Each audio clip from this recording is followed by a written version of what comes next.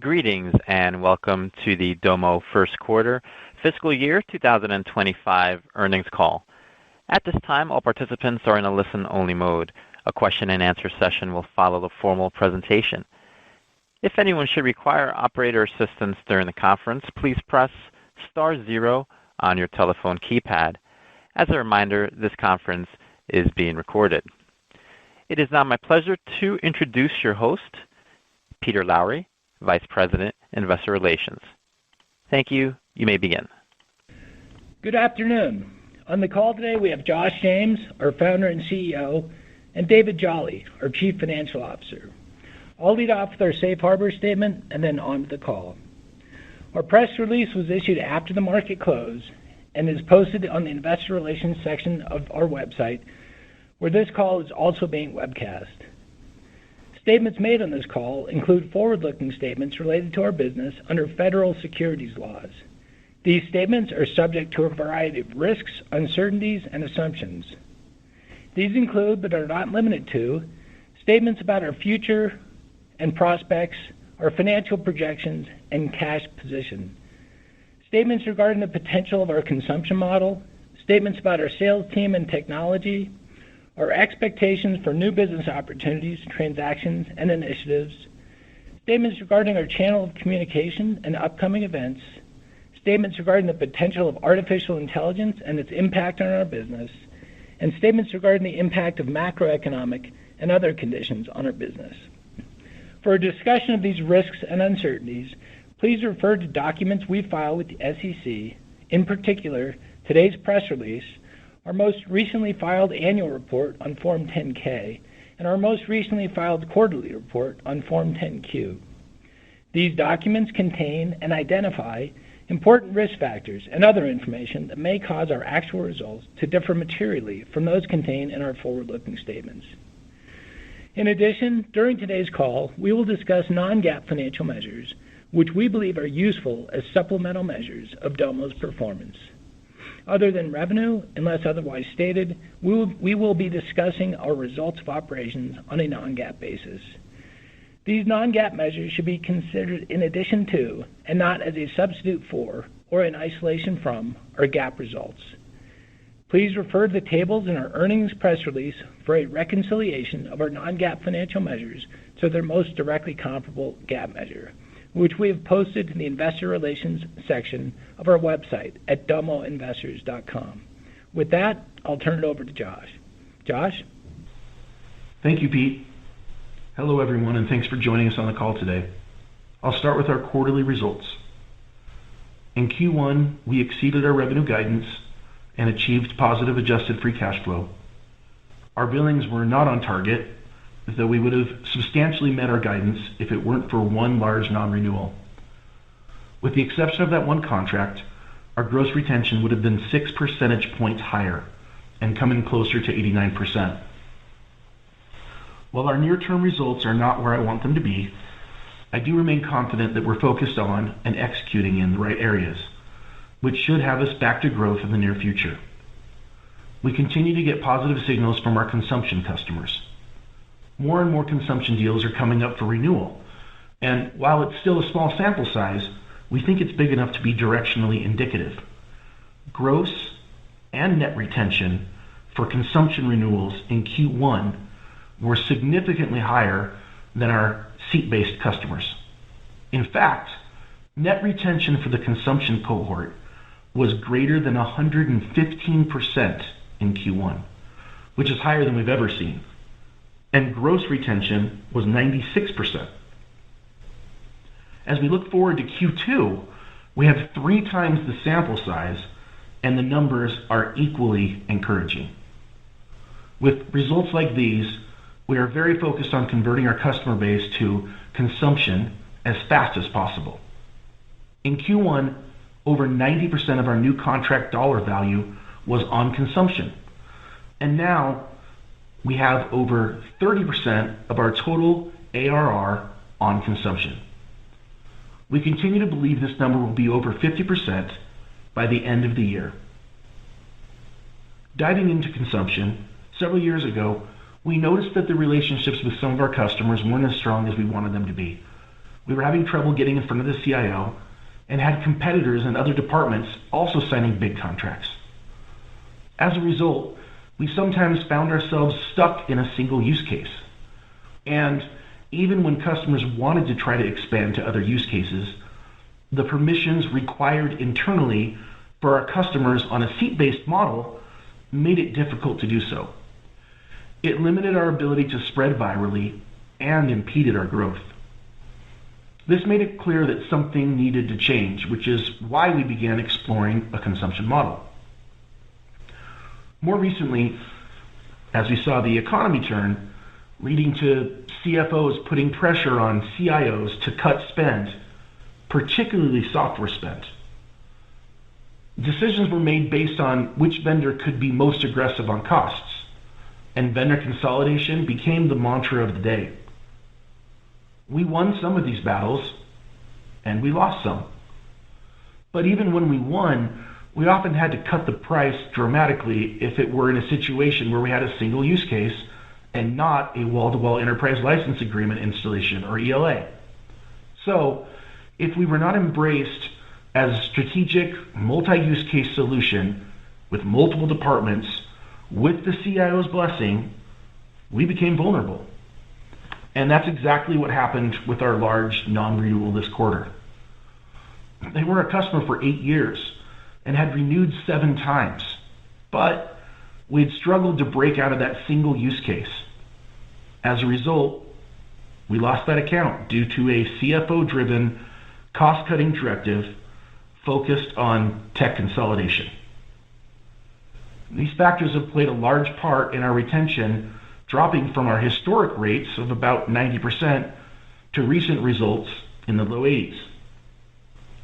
Over the last 3 quarters, we had 16 renewals over $1 million, of which we lost 2, and had varying degrees of downsells at 7. Of the remaining 7, we either retained or expanded our relationship. For the losses and downsells, the common theme was being vulnerable to budget cuts and tech consolidation, because we were only being utilized for a single use case or lacking wall-to-wall adoption. As we've said numerous times, getting more customers to embrace Domo for multiple use cases with ELAs is the only model to move forward with. Unfortunately, we didn't get this model implemented soon enough to mitigate some of the churn we've experienced. But it's in place now, and as I mentioned earlier, we are seeing great retention numbers from our consumption customers. Also, as we look ahead, we want to make it clear that we think we have truly turned the corner when it comes to retention. As we look at the landscape of customers renewing, it's markedly different than it has been the last 4 quarters. We feel confident in our Q2 retention forecast and are guiding to gross retention for the first time ever. We expect Q2 gross retention to be increasing and up in the range of 87 to 88%, up from 83% in Q1. We don't plan on providing this guidance every quarter, but we wanted to do this to demonstrate our confidence that the recent trend of low 80s is not expected to be the case for Q2. What we've seen play out is a tale of 2 types of customers. On the one side, there are customers with a single use case where Domo is used in only one department and there is lack of CIO support. On the other side, we have fiercely loyal customers who embrace Domo as a broad, strategic solution in their organization. They've adopted us as their preferred solution. There are limited competitive offerings in the account, and they have multiple year plans centered around our platform. Those customers love Domo, and actually, nothing reinforced it more than their engagement at our annual customer conference, Domopalooza, which was held in March. For the first time since Omniture, I'm seeing customers that are truly raving fans, and they're excited to talk about their multi-year plans with Domo. It was starkly noticeable at Domopalooza, partly because we hadn't been in person with our customers en masse for 5 years. I heard dozens and dozens of companies talking emphatically about being at Domo being at the core of their data strategy and how our platform fits into their 3 or 5 year plans. The energy was phenomenal, and it was so exciting to hear story after story about customers transforming their businesses by fully embracing Domo. We heard from customers like Regional One Health, a level 1 trauma center, which has used Domo to reduce its average patient stay by almost 2 days and free up hospital beds to an additional 12,000 patients every year. They've also used Domo to improve their pharmacy program, driving $6 million in incremental profit from that use case alone. Thanks to Domo, they have everything they need to leverage, extend, and act on data securely and transparently, as well as automate actions that lead to important outcomes. This customer has also become a valuable partner and contributed to multiple new logo deals for Domo. Another example, Allied Universal, a global security services company that transformed from a $100 million company into a $20 billion company with 800,000 employees operating in over 100 countries just 8 years after launching with Domo. This outstanding growth was possible because they are using Domo to easily and quickly leverage, extend, and act on insights that drive tangible results. But nothing stood out more to me than the incredible praise we saw our customers publicly share with their professional networks following the event. For example, these are some of the posts. A strategy and analytics expert from Ticketmaster said that Domo's current tech stack and where we're headed are at the leading edge and extremely easy to use, and called Domo, quote, a hidden gem of a company. An IT leader from Freddy's Frozen Custard and Steak Burger said, if you've ever heard me talk about my love of data, you've probably heard me talk about Domo. We use Domo for so many things, and yet we may actually underutilize it. Another example of customer momentum came just last week. We were speaking with a long-term customer who's been on an ELA contract for years. They were extremely excited to share their 5-year data strategy with us, which centers around Domo. As part of this, they were looking at a significant upsell. They were also a little surprised by the lack of appreciation for the value we create and made a comment that they should invest in our stock. While we certainly appreciate the sentiment, we do actually believe the level of affinity from our customers is evidence that our recent retention numbers aren't reflective of the incredible traction we're seeing with them. Now, we've mentioned a few times how much this space has evolved. Over the past several years, cloud data warehouses, or CDWs, have really emerged as a center of gravity in the broader data landscape. Unfortunately, as all the activity and momentum built up around the space, we were kind of left on the sideline because we had already created capabilities that directly competed with the CDWs.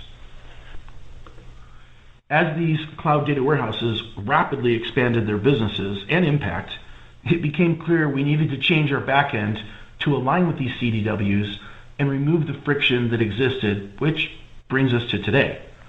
It's only been 1 month since we launched Cloud Amplifier with our first CDW partner, and we have 4 more in queue for the next few months.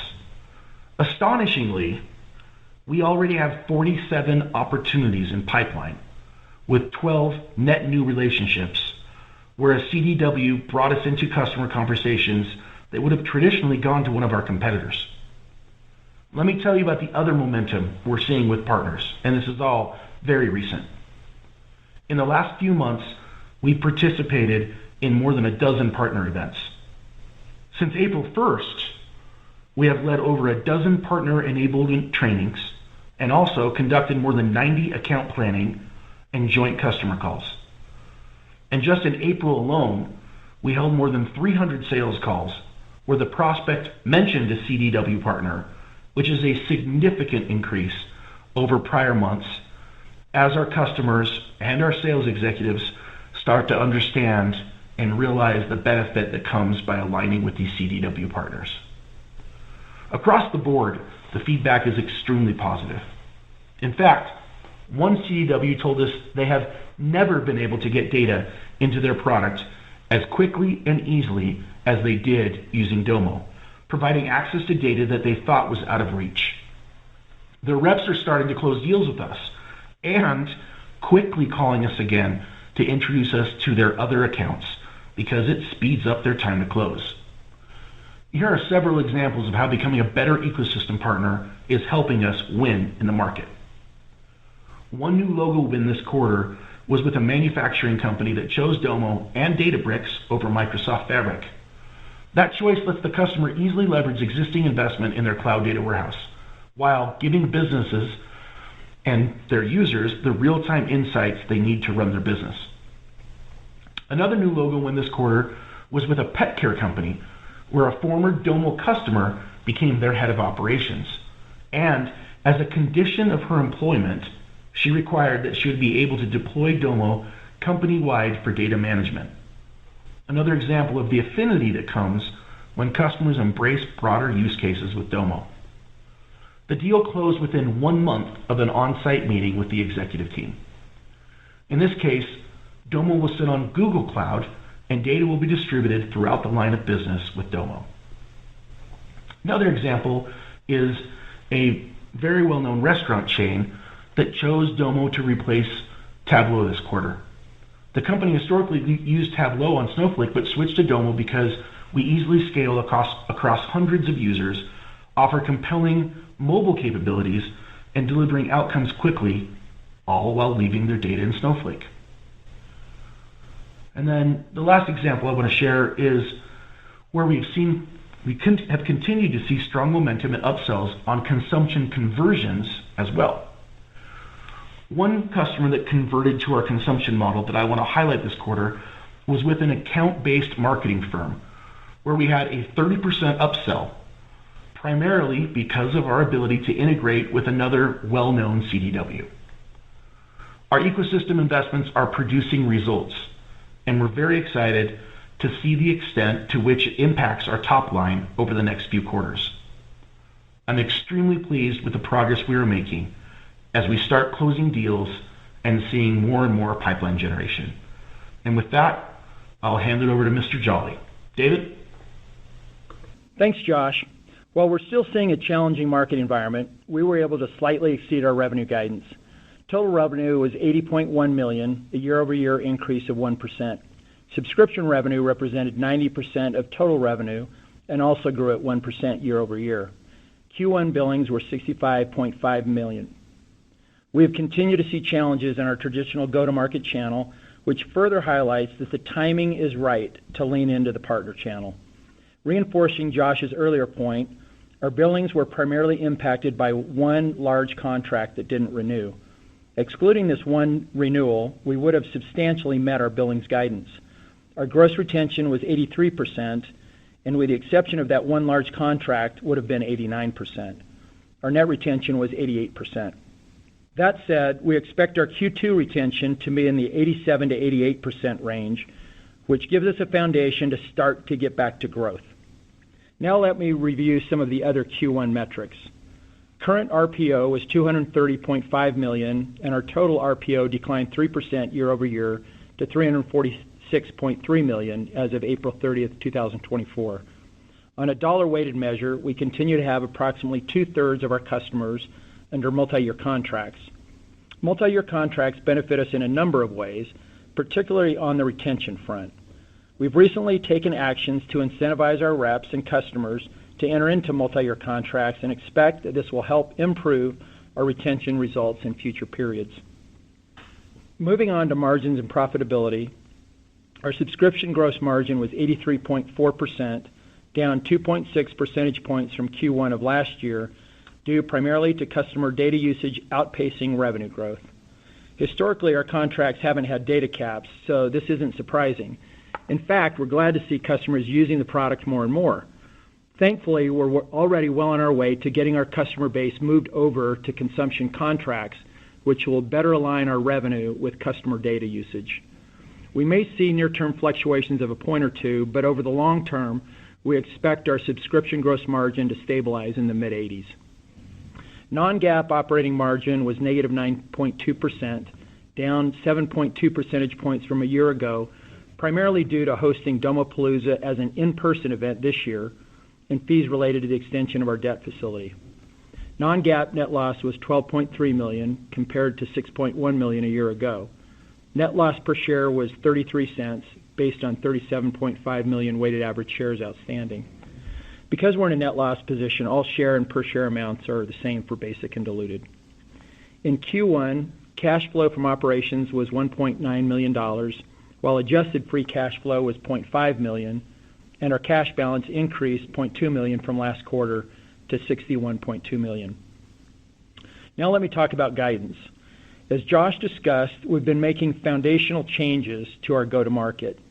Consumption better aligns our pricing with the value provided to our customers, and even more importantly, enables our ecosystem partnering with cloud-based data warehouse providers.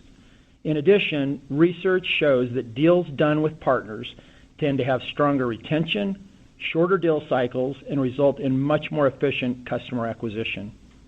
While we believe we're making the right moves, the returns on our traditional go-to-market have not been where we want them to be, and we think it will take a few quarters to see significant impact to billings from our initiatives with ecosystem partners. Looking forward, for Q2, we're expecting billings of about $70 million. Given our Q1 billings performance, we expect Q2 GAAP revenue to be in the range of $76 to $77 million.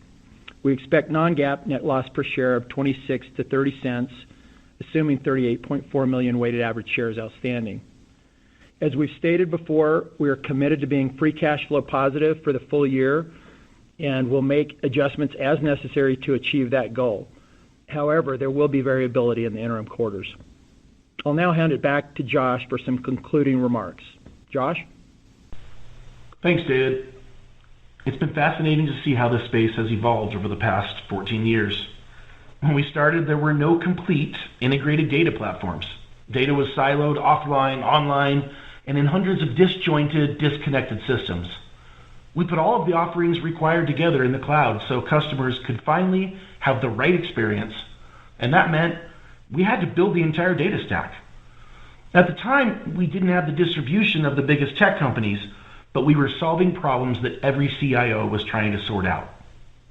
Now fast forward to today. The landscape in our space has dramatically changed. Over the past few years, a center of gravity in the broader data space has finally emerged. Cloud-based data warehouses like Snowflake, Databricks, BigQuery, Redshift, Oracle, IBM, and several others have taken on a central part of every CIO's data strategy. They're talking about their data strategy, and they're talking about it with one of those vendors. If we are going to be a trusted long-term vendor with our customers, we need to be involved in those conversations. But historically, we haven't been. Now, with our strong partnerships, we are being brought in to provide advice and perspective because we are a frictionless and integral part of the plan. I mean, even as you probably saw, Snowflake mentioned us in their earnings call yesterday, saying that we were one of their partners building software on top of their platform and bringing on entirely new capabilities and unlocking new use cases for them and their customers. More excitingly, we are now also able to initiate the conversations as well with our customers by bringing our partners to the table. Our customers love it, and of course, our partners are thrilled. So, when we started Domo, we built the full data stack because it didn't exist. But now, we've changed our architecture to be more partner-focused and to run Domo's backend on our cloud data warehouse partners. And the conversations are going extremely well. As I described earlier, this quarter we went from 0 leads from cloud data warehouse partners to being in dozens and dozens of conversations just in the last month. And that's basically with just one partner that's really onboarded at this point. Several other partners are coming online over the next few months, as we have detailed. I'm really excited about the success and dramatic progress of these partner advancements. And the reality is, in my opinion, there's a significant chance that one of these cloud-based data warehouses is a likely acquirer in the next 12 to 24 months. It's true, we get interest from strategics or private equity shops all the time. Additionally, we do have over $1 billion of income tax NOLs, or net operating losses. And there is obviously substantial financial value in the NOLs alone to most operating businesses that would be strategic buyers. We are one of the lowest revenue multiple companies in the entire SaaS landscape. In my opinion, the value is clearly misunderstood and or underestimated. In the last 2 quarters, multiple potential buyers have said to me, we can pay you multiples of your current stock price. And of course, we are continuing to talk to them to explore the details of how we would fit together and create value. Additionally, we are demonstrating more value to the market, I believe, and to other potential suitors as we successfully transition our business more and more to the consumption model, and as we strengthen our relationships in the ecosystem. That would help us maximize the value that we ultimately receive for the stock in an acquisition scenario. We want to have strategic conversations, and the best way to do that is to successfully execute on these partnerships. We had to get through the pain, which we believe we have now, and had to clean up our architecture so we weren't at odds with many companies in our ecosystem. We have dramatically more wall-to-wall installations than we used to, and have gone from just a handful of customers a year ago to over 30% of our customers on ELAs with a data consumption charge currently. And this should reach a meaningful majority by year end. So the plan has been fix retention and get back to growth. Looking forward, we believe we are on that trajectory finally.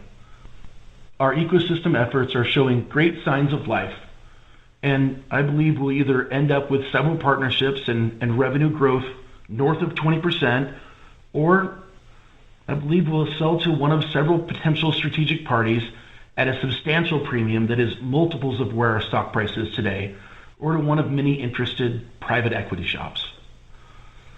To be clear, in my heart of hearts, we'd love to get back to running this thing north of 20% growth while having a blast, innovating and growing Domo in this ever-exciting space.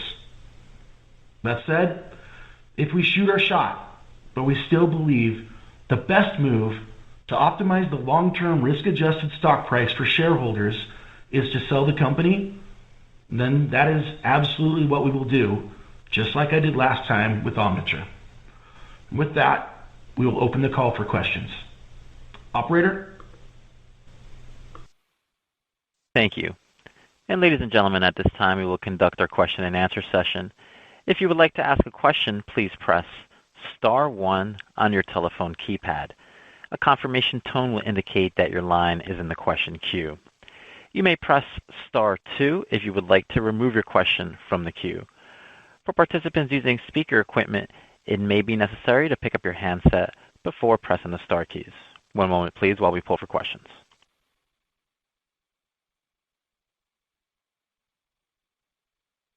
Our first question comes from Sanjit Singh with Morgan Stanley. Please state your question. Yeah, thank you for taking the question. I had a couple. First on, you guys talked on the script about the importance of being sort of wall-to-wall versus single use case. Given where the business stands today, what percentage of your ARR is tied to customers with single use cases versus non-single use cases or wall-to-wall deployments? We feel comfortable with in terms of the relationship that we have with our customers and the strategic things that they're doing internally. It's really, it creates a market difference when you're talking about the enterprise customers. And for those enterprise customers, I think what we're excited about is, looking at the NRR for those consumption cohorts and seeing those be higher than we've ever seen from a NRR perspective for any cohort. So that's the first thing that we're excited about on that front. And then I think, secondly, like we said in the script, we feel like we've been through, a year of vendor consolidation conversations now. So, the ones that were potentially problematic, when we look out right now for the next 4 quarters, it feels very similar to what things looked like when we were trying to project our retention 3 years ago, 4 years ago. It feels like it's normalized again. So we feel a lot better about the places where we had risk, and it feels like it's a more normalized environment for us. Got it. And then, given what you are sort of projecting around improvements in gross retention and the sort of consumption net retention being markedly higher, you guys didn't provide either a fiscal year revenue, margin, or billings guide. I just wanted to understand the lack of a full year guidance as well.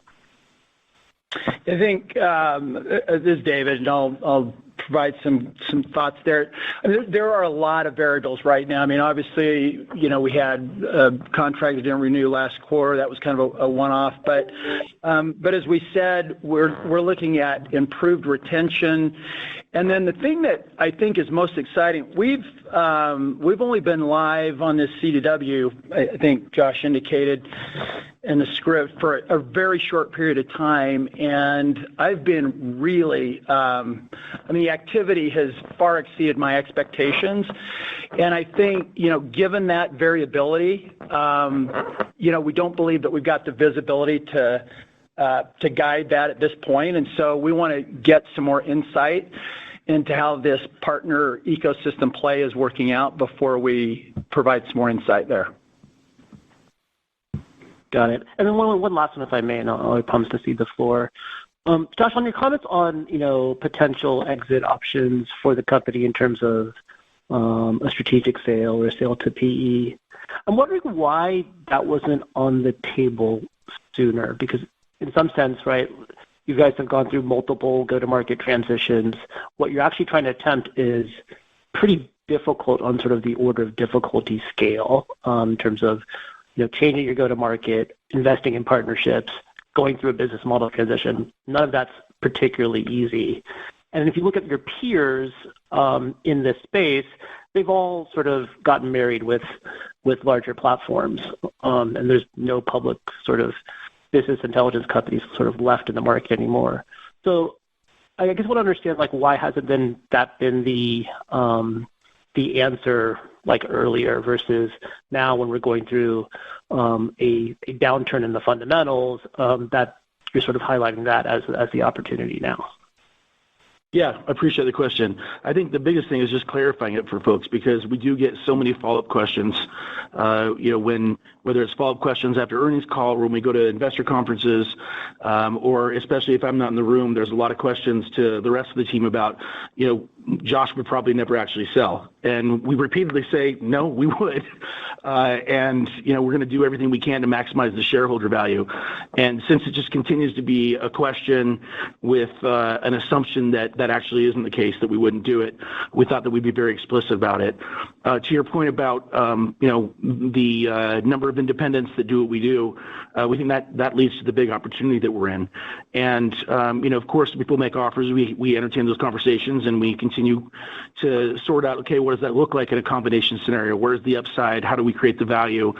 And one of the things that, we've been certainly telling people and signaling is that because we are one of the few independents, there's a whole lot of companies that need our technologies. And when you look at these CDW companies, they're literally out there trying to sell a solution that starts with just a data warehouse. They need a lot of other tools to actually close that solution. And so they're not just trying to close one deal with a customer.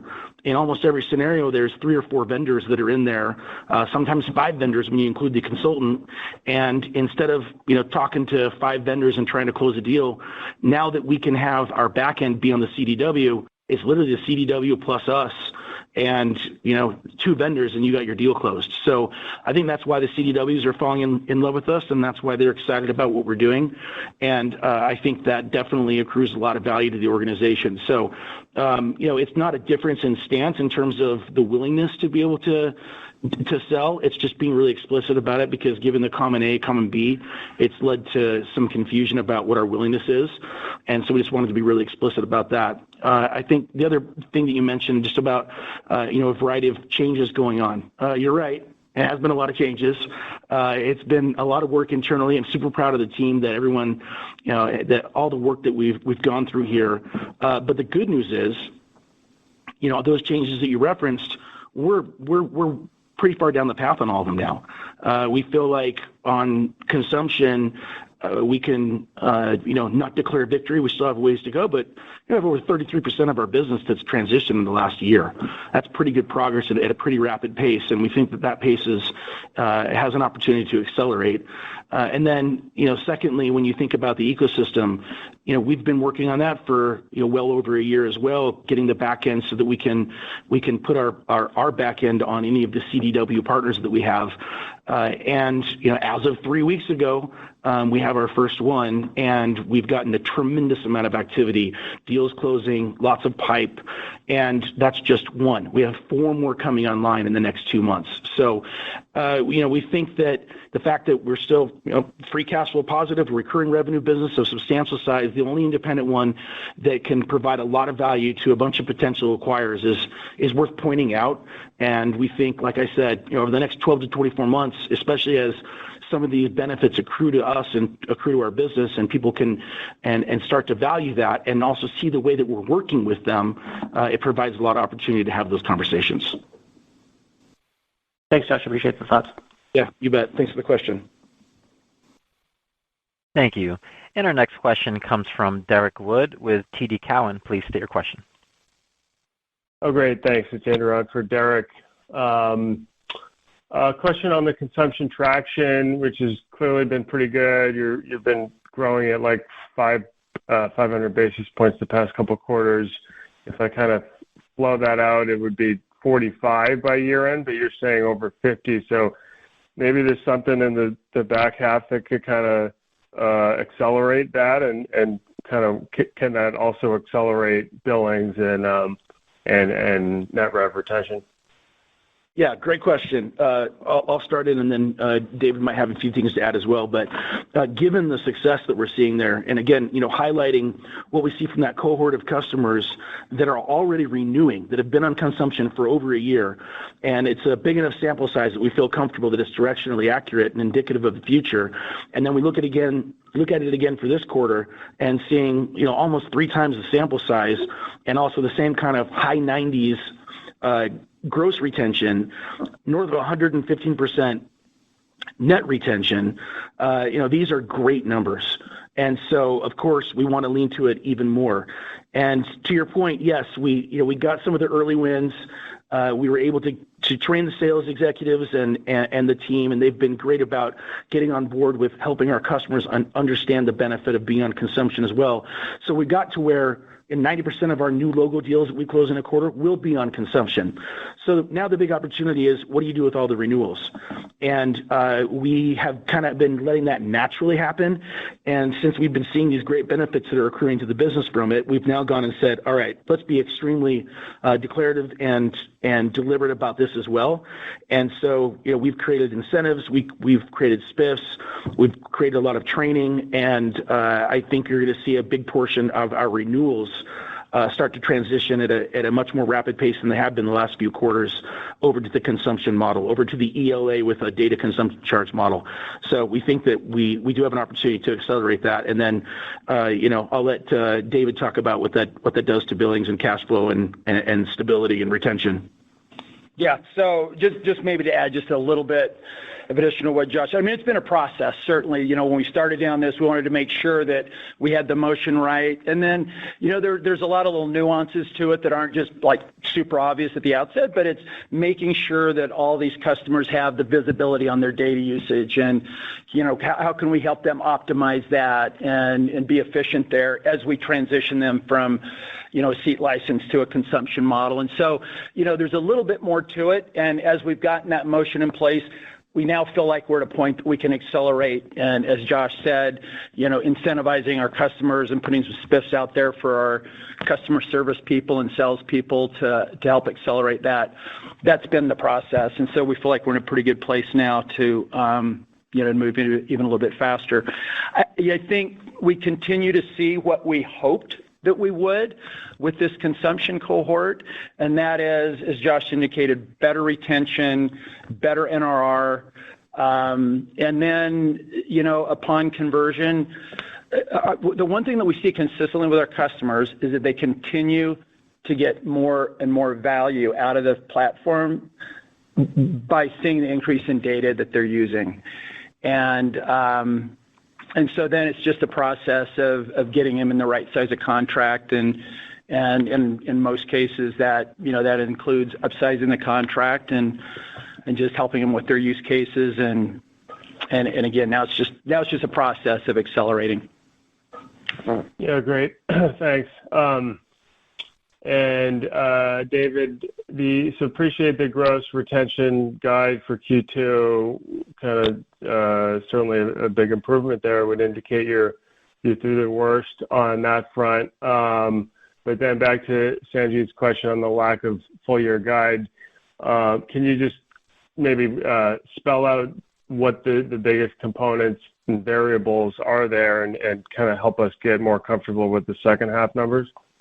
Yeah, I think that probably the biggest variable as I'm looking at it is, as we've expanded into this partner channel, that is a substantial, it opens the aperture, our go-to-market aperture, in a big way.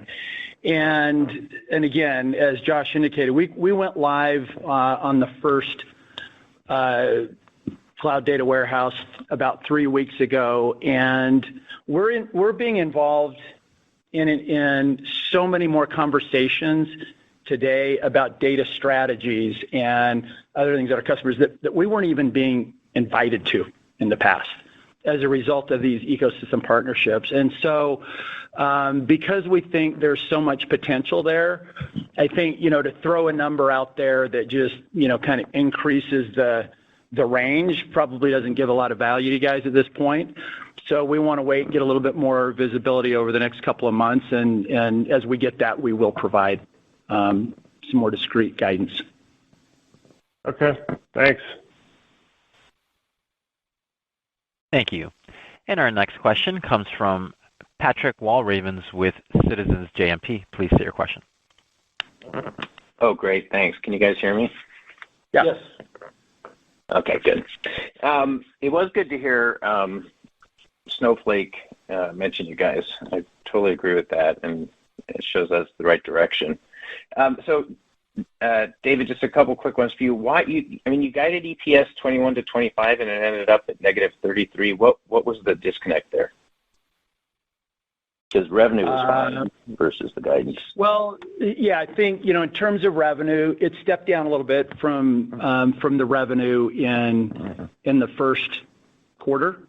And we're about $80 million-ish in revenue in GAAP revenue in the first quarter. It'll come down a little bit in the second quarter, so that has an impact. And then, as we make some of these investments into the partner channel, that's going to have an impact in Q2. And so no, I was just talking about Q1. So why did Q1 EPS miss when you made when you made the Q1 revenue? Sorry. It was mostly Domo Palooza. Having that in person for the first time in a long time, there was a significant investment associated with that, and so that certainly had an impact. And we had some costs with our debt extension. We had some costs there, and some professional fees that we paid out this quarter, and so that was kind of the sum of it. That was the large share of it. Okay. And then on the large renewal, can you guys tell us maybe like what industry that company was in? I mean, broadly enough so you don't give it away, but just to give us a little more sense of who it was. Yeah, I think it's probably just best to talk about it as, when we have those single use cases. And the ones where we had single use cases, it wasn't really industry specific. And, in that industry specifically, we have just as much success there. So I don't think it's indicative of anything other than, we had this single use case that had renewed several years in a row, and it just didn't renew. So I think the thing that, I don't know if you find it encouraging as well, Patrick, but the fact that the NRR from that consumption cohort over 115%, we haven't had a cohort ever do that before. So we're excited about that, and then the fact that we are guiding to increase gross retention across the board, that's the formula for growth in the not too distant future, right? I think you're doing the right things. It's just that the non-renewals keep happening when you don't necessarily expect them to, and so can you do it fast enough? And on that front, I think it was something that was out there that was, we didn't have green lights all around it, knowing that it was going to renew. It was, one of those that was yellow, and a year ago when we looked out on the forecast, there was a dozen plus customers where we had yellow around them and we were concerned about them. And it was a dramatic increase from what we had seen in any previous year. Right when I came back, we looked at the list. We're like, this is going to be a challenge. All hands on deck. And we lost some of them. Compare that to today, and we look out over the next 12 months, and the list is substantially smaller. It's like it's normal. It's just there's a normal amount of accounts that are there now. So that part does feel dramatically different, which is why we went, to the extent of saying, hey, we're actually going to guide to retention because it is different than what it's been the last 12 months.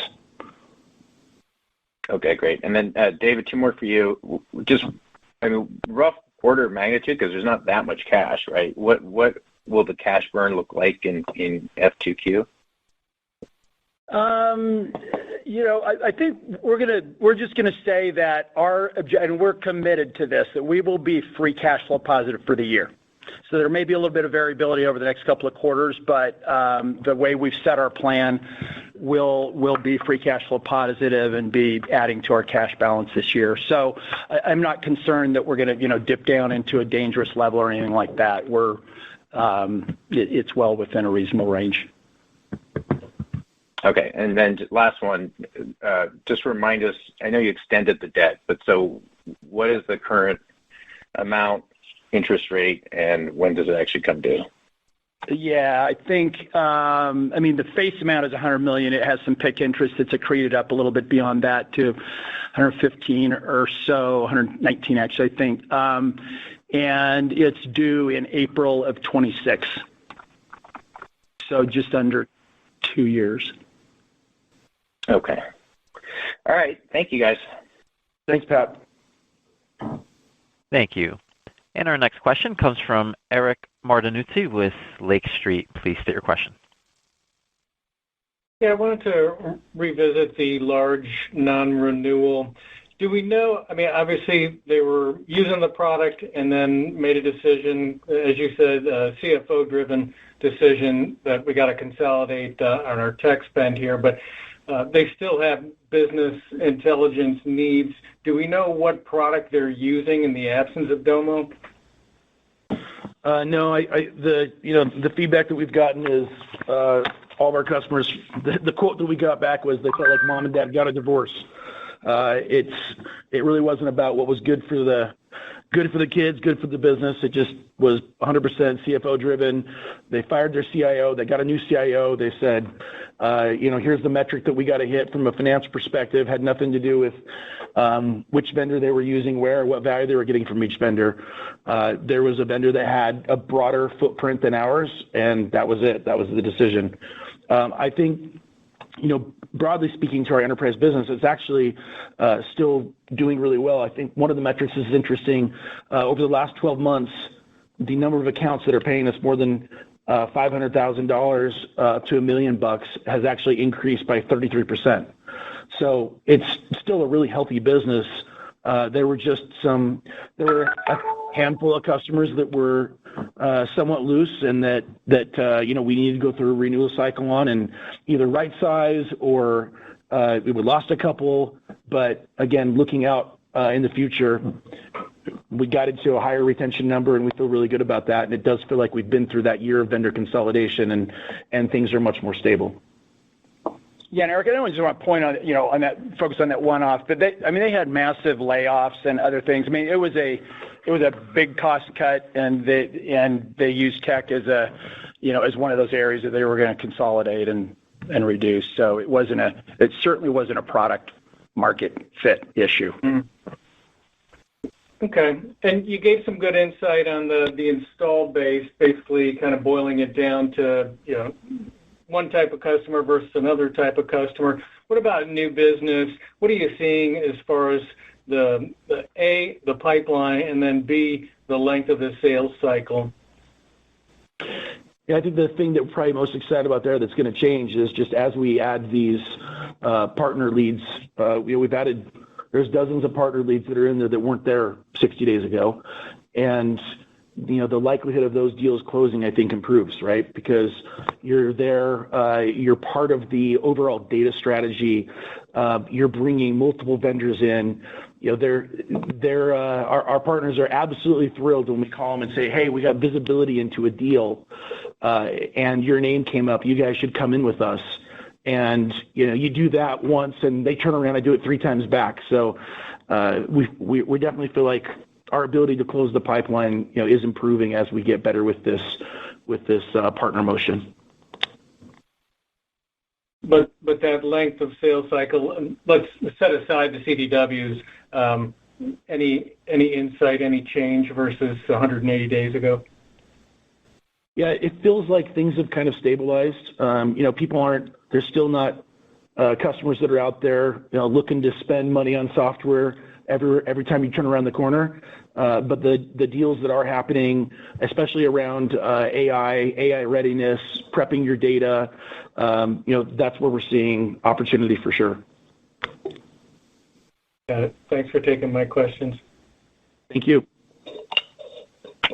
Thank you. And our next question comes from Gil Luria with D.A. Davidson. Please state your question.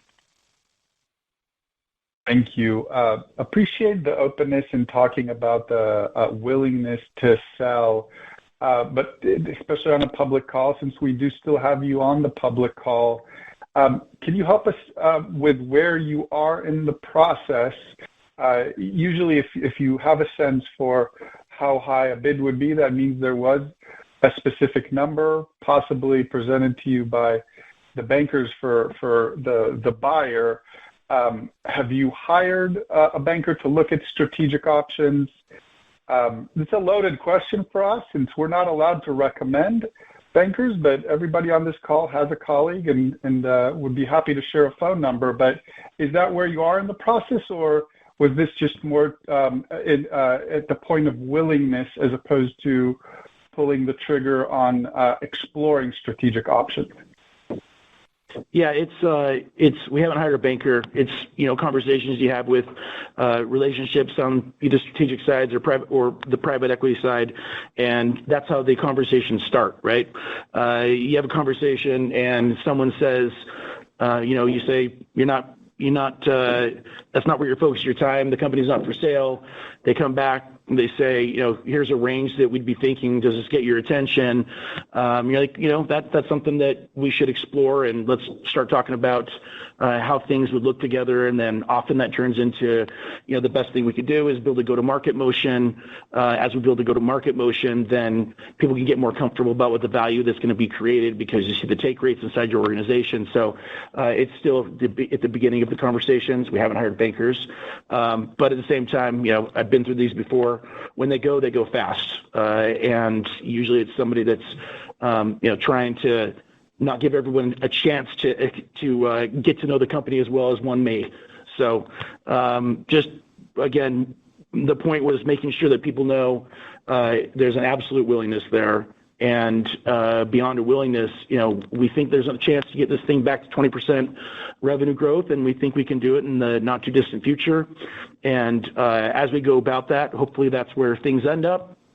But at the same time, we've got to be aware of what's going on in this space. as one of the questions referenced, there's not a lot of independent companies like ours that are out there. We're a very unique asset. And so since there was a perception that there wasn't a willingness to sell, we wanted to be really explicit about that so that we could reference it, so that investors could reference it. And, we do think there is a ton of value here, not only in the strategic value, but even in the financial value, like we mentioned, $1 billion of NOLs. And we think that there's, an opportunity to get a lot closer to the CDWs and create a lot more value for the company. And, as that value gets created, hopefully that gets delivered in the form of increase in stock prices. But if it gets delivered with premiums and a takeout, then, there's that opportunity as well. Much appreciated. That makes sense. And I'm pretty sure you're going to get a lot of phone calls tonight and tomorrow. But thank you for taking the question. All right. Thanks. Thanks, Gil. Thank you. And that was our final question. So with that, we conclude today's teleconference. All parties may now disconnect your lines. Thank you all for your participation.